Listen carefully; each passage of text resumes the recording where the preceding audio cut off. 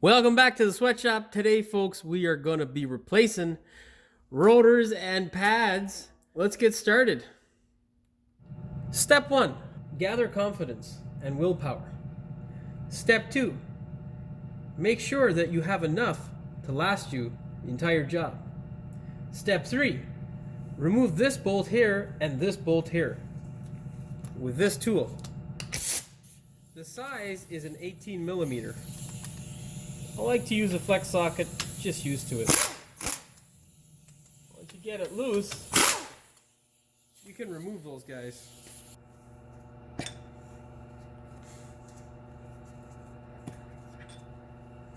Now, you get a flathead screwdriver, like so, and you stick it in here.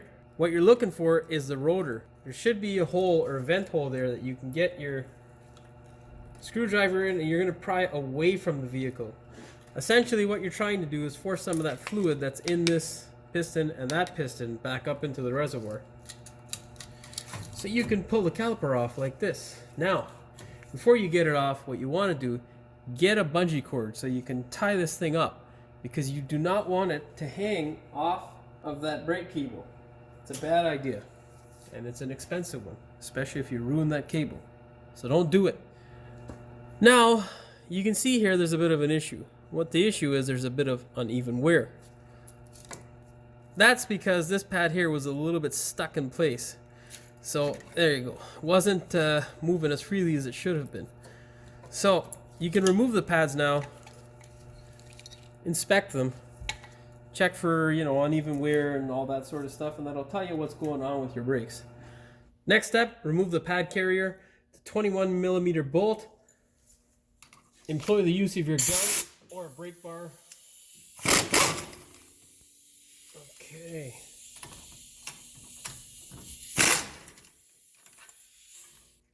Make sure when doing that last bolt to support the bracket, because if it falls on your arm, it's not exactly the lightest thing, so it can hurt you. Thread your bolts back in.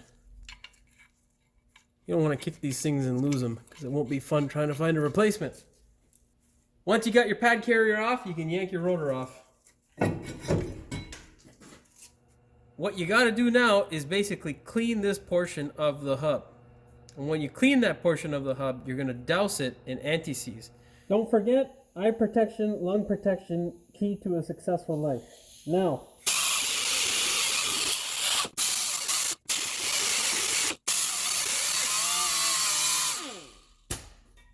once you get to this point here and you've cleaned off as much of that crud as you can, including around the spindle here, you want to just take your brush here and lather it up. Lather up the hub with as much anti-seize as you can. Not globs of it, but just enough to coat it nicely so you don't have any shiny spots. Go through your complete hub like this, as well as around the hub where the wheel sits, because if you've ever had the pleasure of trying to kick one of these off when you have a flat tire on the side of the road, you will understand really well why a little bit of anti-seize can go a very, very, very long way. Now, before you go ahead and take all your brakes apart, here's a tip. Make sure you get the right stuff, because if you take it all apart and your car's stranded and you have no way of getting to the parts store or getting those parts that you actually need, well, that willpower is going to disappear real quick. So make sure you verify. Second thing, when you get the rotor on, make sure you put some anti-seize around here or some white grease. We're going to apply the white grease because we're running low on the anti-seize. So let's get to her.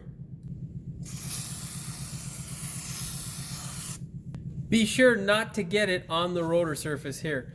I've got the coated rotors because I quite like them. I don't like using the non-coated stuff. It'll rust as soon as you breathe on it, in my opinion, especially up here in the rust belt. It doesn't take much. So invest in these. They're not much more expensive. They're like, 20, 30 bucks a rotor, 40 bucks sometimes a rotor more expensive. Not that big a deal realistically for what you get in comparison to what you'll end up with a non-coated rotor.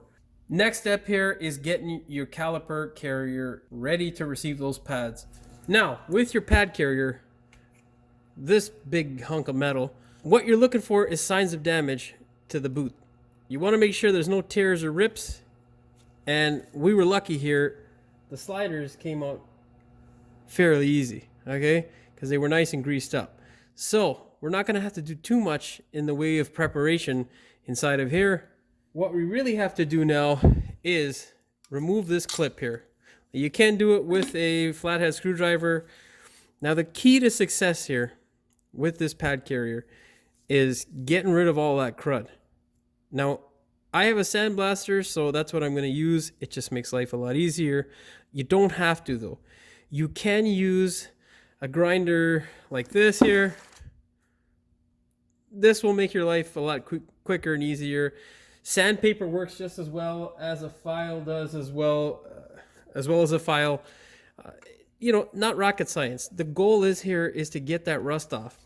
You want to get the rust off of this portion here, this portion there, and then that portion there, because that's where it builds up, and then it will actually squeeze your pad, and your pad won't be able to move freely, and that's what will cause it to wear unevenly. So here is your tip. When you get all that crud off, don't just apply grease. What I usually use on these types of things is well-through primer, or any sort of primer realistically. Just give it a quick spurt, something that's fast drying, and it'll save you a lot of headache in the long term. So let's get to her. Make sure wear your eyeglasses and your lung protection. Now, your pad carrier should look something like this. Nice and painted with all that crud off of it. No more rust. Now, if you bought a good set of pads, they should come with new hardware like this. If you didn't, you can reuse the hardware.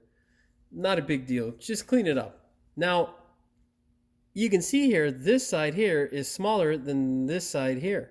So make sure you're aware of that when you're putting it on. Before you put it on, give it a light dab of grease. Should look something like that.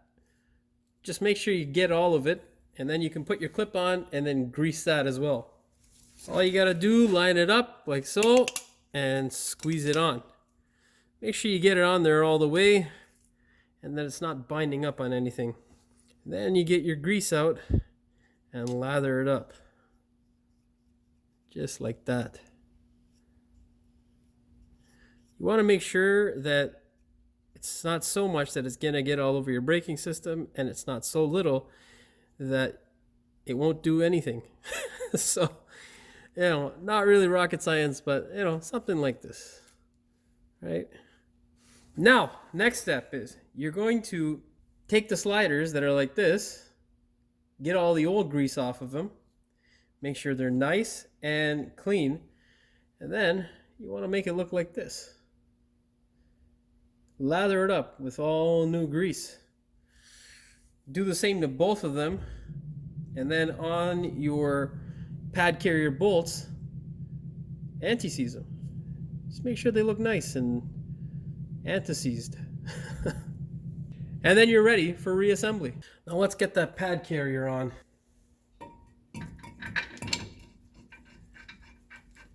Thread the bolts in by hand.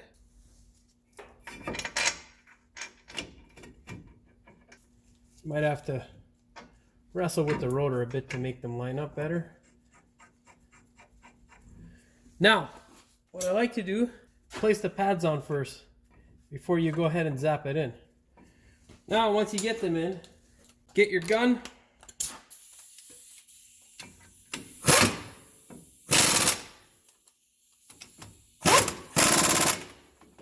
Don't forget to torque it to the appropriate torque spec for your particular application. Now, the next step here is very important. You've got to retract these two pistons. Now, there are specialty tools that do this and make it a lot easier, but if you don't have access to one, you can use this. This here is a vice grip. Awesome vice grip. I don't like using the channel lock specifically because sometimes if you're not at the right angle, you can chafe or damage these rubber boots.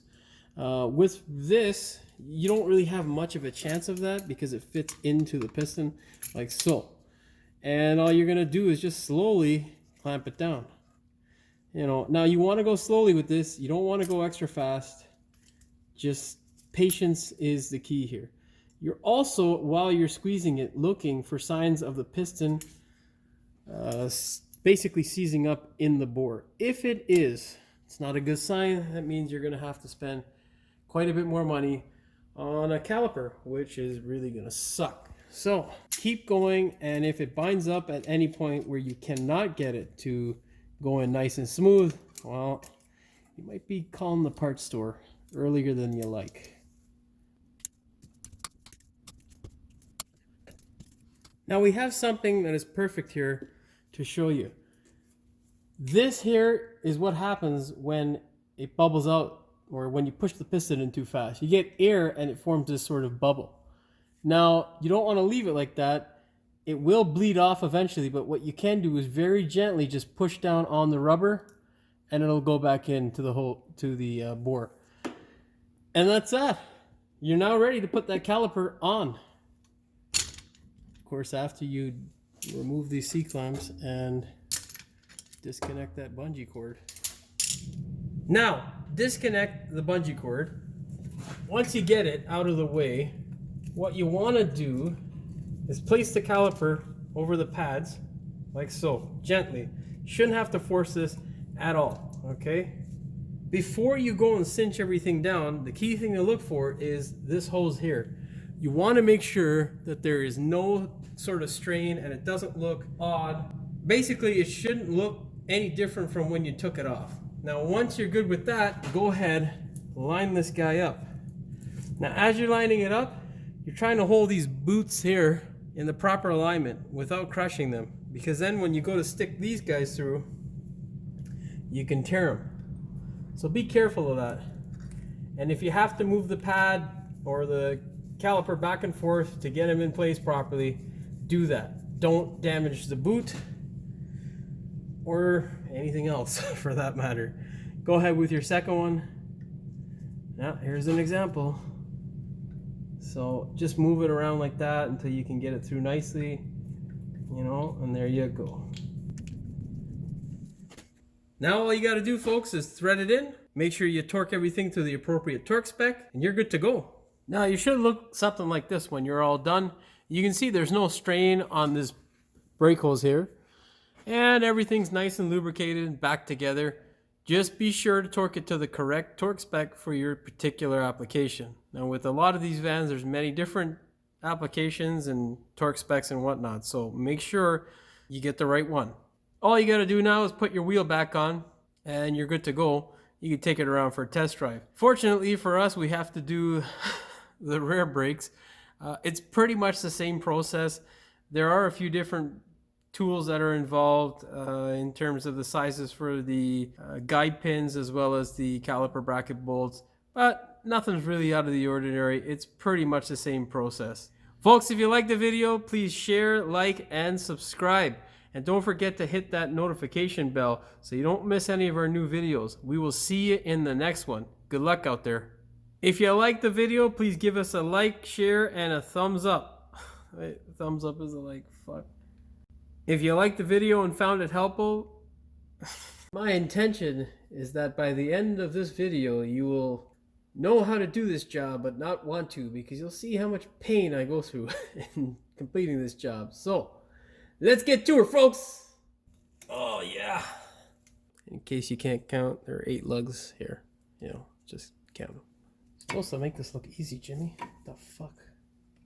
Once you get the bungee cord disconnected, get it out of your way. Get it out of your way.